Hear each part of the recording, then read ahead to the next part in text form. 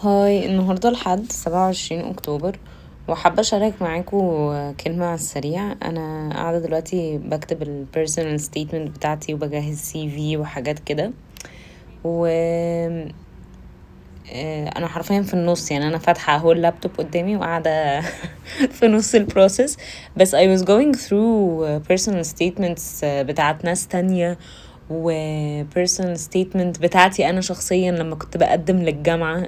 أصلا لما قريتها دلوقتي يا جماعة أنا أشعرت أشعرت حرفيا باللي أنا كنت كاتباه، إنه يعني سبحان الله أنا كنت كاتباها اللي هو أنا بجد I was very desperate إن أنا عايزة أتقبل في طب ومش عارفة إيه، والحمد لله يعني اتقبلت وكده. ودلوقتي بقراها 6 سنين 6 years later بعد ما اتقبلت وخلصت طب الحمد لله، وقاعدة دلوقتي بكتب بقى CV عشان اكتشفت ان انا خلاص قربت اخلص وما عنديش CV ولا personal statement. المهم فقاعدة بكتب يعني.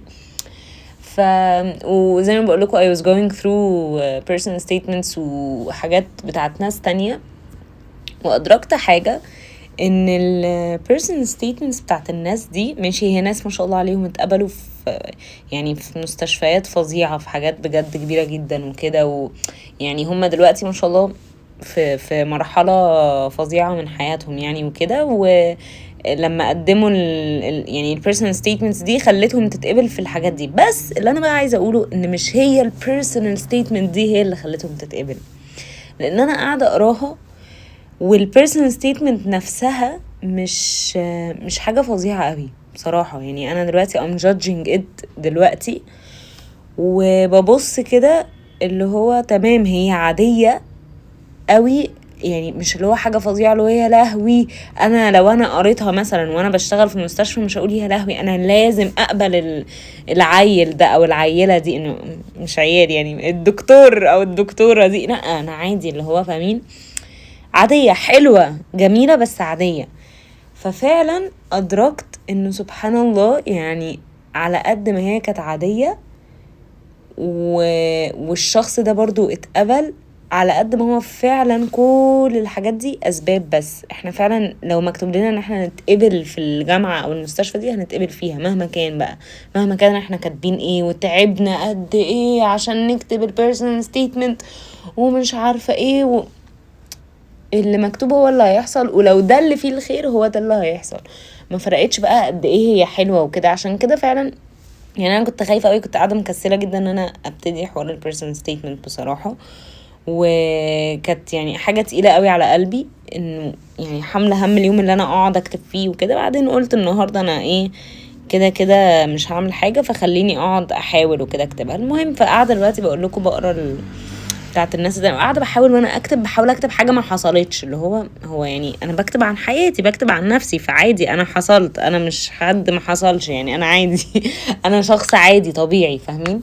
فقاعده اقرا بقى اخد فكره، فعلا فعلا هو يعني عادي، هو ما فيش حاجه فعلا فظيعه هتتكتب. whatever اللي هيحصل هيحصل كده كده مهما بقى كتبته ايه. وبقى في ناس تانية فعلا مؤهلاتها اكبر من بكتير من الناس اللي اتقبلت في الحاجات الفظيعة دي. يعني مثلا let's say ان يعني هنسميهم اسامي، تمام؟ بصوا let's say مثلا ان واحد اسمه أسامة، ماشي؟ معرفش، انا معرفش حد باسمه أسامة فهنسميه أسامة. فواحد مثلا، فأسامة ده هو اللي كاتب personal statement عادية جدا واتقبل في حاجة، في بروجرام فظيع جدا، اتقبل في مستشفى فظيعة جدا. بس هو شخص عادي ويعني كويس، مش اللي هو برضو بيلو افريج، لان في طب عشان تتقبلوا في حاجة اصلا لازم تبقوا على الاقل افريج، تمام؟ فهو عادي، شخص عادي وكويس وكده ومحقق. وبعدين واحد تاني اسمه مثلا سليم، انا معرفش اي حد اسمه سليم برضو هنسميه سليم، تمام؟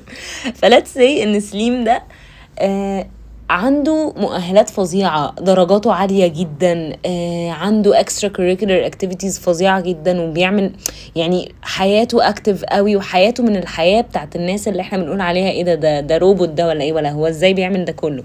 فمين عارفين انتوا الناس دي؟ فهو شخص كده سليم ده. ودي على فكرة أمثلة حقيقية يا جماعة، أنا مش يعني، بس أنا مش عايزة أقول أسامي الناس بجد. سليم ده اتقبل في حاجات عادية يعني مش حاجات برضو وحشة، بس قصدي حاجات عادية قوي مع ان مؤهلاته اكبر بكتير. تمام. وأسامة اتقبل في حاجات فظيعة مع انه هو شخص عادي جدا يا جماعة. فمن الاخر وهما الاتنين تمام، هما الاتنين كتبوا personal statement و CV. هما الاتنين تعبوا في الموضوع، ومش بس في personal statement و CV، انا بتكلم على عامة.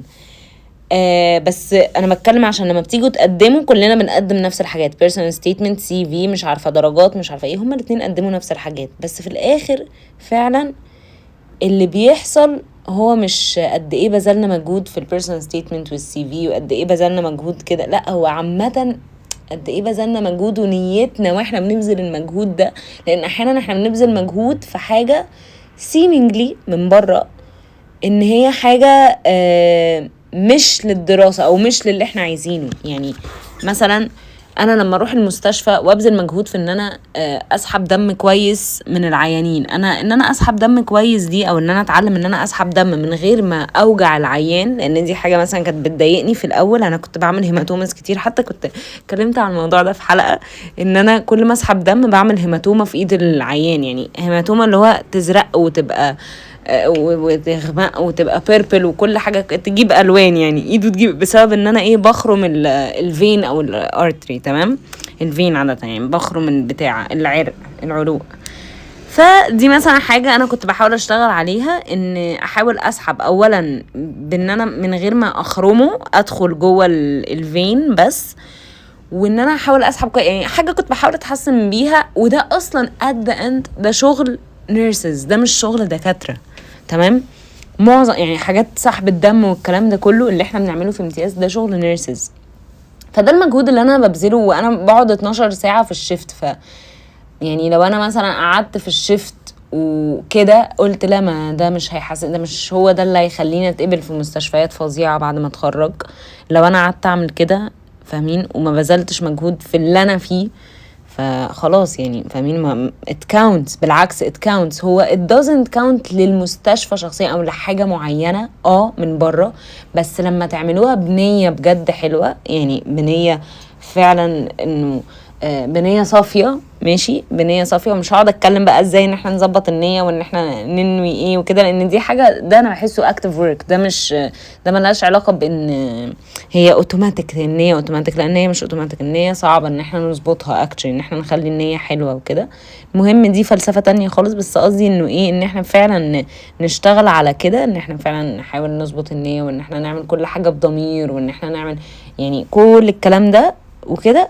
ده كله it counts بس عند ربنا. هي دي that's the beauty of it بصراحة. that's the beauty of it، ان هي في الاخر it counts بس عند ربنا، هو اللي شايف overall مجهود ده.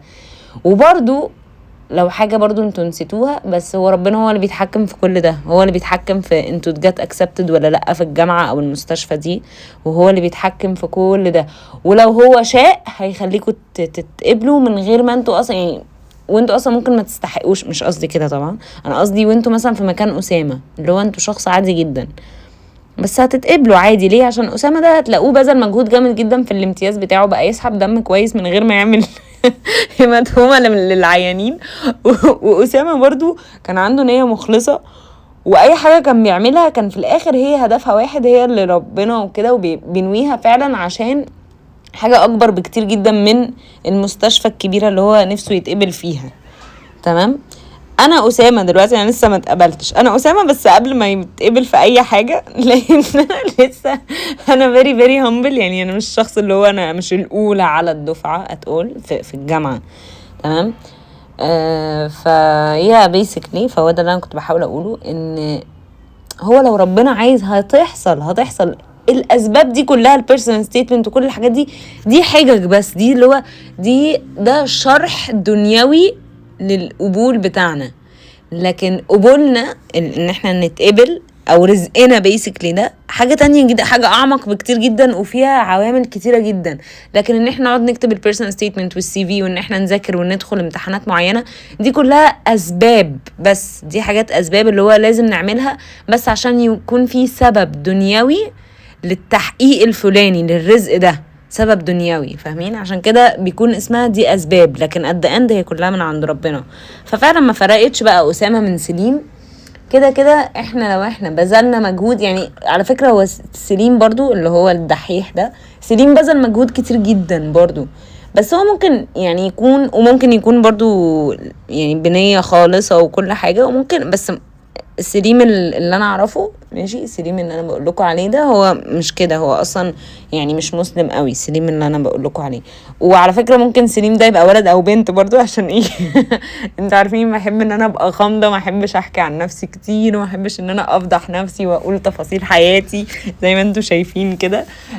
ف فبيسكلي سليم ممكن يكون في العالم التاني انه يكون برضو مسلم وبيعمل ده كله بنية خالصة، وممكن يكون زي السليم اللي انا اعرفه لا مش كده، بس قد عنده هو بذل مجهود. عشان كده برضو ربنا حقاني برضو في الحتة دي، ان حتى لو هو مش مسلم فهو بيديله عشان هو بذل مجهود. وبرضو أسامة بذل مجهود، بالنسبة لسليم ممكن ما يبانش ان المجهود ده نفس المجهود، ممكن يبان ان هو اقل بالنسبة لسليم. ليه؟ لان احنا بنقارن الحاجات الدنيوية، او بنقارن الحاجات اللي ليها علاقة، اللي relevant للمستشفى، او لان هو يبقى دكتور. يعني سليم بذل مجهود جامد جدا في حاجات ليها علاقة بهدفه انه يبقى دكتور. لكن أسامة كدكتور يعني ممكن الحاجات المؤهلات الدكتوروية ماشي ممكن تبقى أقل، لكن مجهوده overall كإنسان كامل كده لا كتيرة، بذل مجهود كتير وكبير. وربنا شاهد على الاتنين، ربنا شاهد على، واحلى حاجة ان ربنا شاهد على كل المجاهيد المختلفة اللي أسامة بذلها، فهمتوا؟ فعشان كده في الاخر هو برضو اخد يعني اتقبل في حاجات اكبر بكتير من بتاعة سليم، فهمتوا؟ بس عجبني قوي حوار ان انا اقول بامثله اسامي مختلفه. لازم ابقى اعمل الحركه دي بدل ما احكي فعلا، بدل ما افضح الناس اللي معايا في الجامعه. يا رب ان شاء الله ما تحتسبش ان هي كانت نميمه في الفيديو اللي فات، لان انا لما سمعت الحلقه سمعتها بعدها بيوم، ادركت قد ايه انا كنت محروقه كنت بزعق، وكنت لا يعني كنت شويه وهشتم، يعني كنت شويه وههتك عرضها. بس المهم فالحمد لله. بس يا جماعه فعادي ممكن تبقوا زي أسامة وتتقبلوا، ما تخافوش. يعني هي مش بالفتاكة قوي، هو الأسباب دي أسباب، بس في الآخر هو كله فعلا سبحان الله كله بإيد ربنا خلاص. يعني هو يعني أنا قاعدة دلوقتي بقول لكم بقرا البيرسونال ستيتمنتس كده لأن أنا قاعدة بقراها بعد ما كتبت بتاعتي، تمام؟ الحمد لله برضو ان انا عملت كده، لان لو كنت قريتهم الاول كنت هسيب، كنت اقول ايه ده، طب انا اكتب ايه ولا ايه؟ المهم يعني ده حاجه ملهاش علاقه. انا لسه برضو قاعده اهو بادت بتاعتي، انا في النص، بس قلت اشارك معاكم الثوت دي لان فعلا دي طمنتني. لان انا فعلا يا جماعه بقول لكم انا كنت متوتره جدا جدا جدا، عشان حاسه ان انا مش هعرف اكتب حاجه فظيعه قوي لدرجه انها تخليني اتقبل. فام لايك لا، هو يا جنى على فكره هو اللي انت هتكتبيه مش هو اللي هيخليكي تتقبلي، يعني هو ربنا هو اللي هيخليكي تتقبلي، انت بتكتبي بس عشان يكون في يعني حاجة مجهود اتبذل في الحتة دي عشان تقدمي حاجة لازم بتتقدم. بس فهمتوا؟ شكرا، thank you so much وباي.